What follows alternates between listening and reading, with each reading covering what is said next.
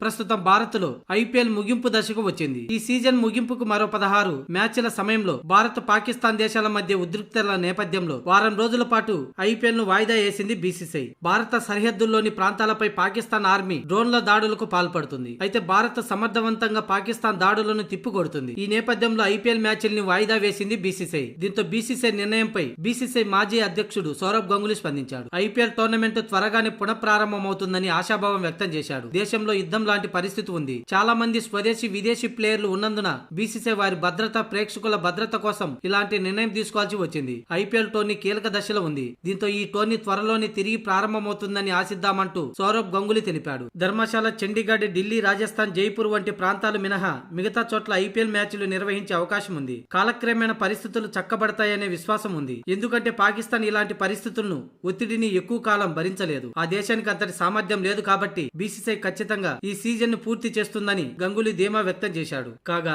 మార్చి 22న మొదలైన ఈ IPL season ఇప్పటి వరకు 57 మ్యాచ్లు పూర్తయ్యాయి. Gujarat Titans, RCB, Punjab Kings, Mumbai Indians play off race లో ముందున్నాయి. మరోవైపు Chennai Super Kings, Rajasthan Royals, Sunrisers Hyderabad టీంలు ఎలిమినేట్ అయిపోయాయి. ఇక మిగతా మ్యాచ్ల్లో ఢిల్లీ, కోల్కతా, లక్నో జట్లు తమ అదృష్టం పరీక్షించుకోనున్నాయి.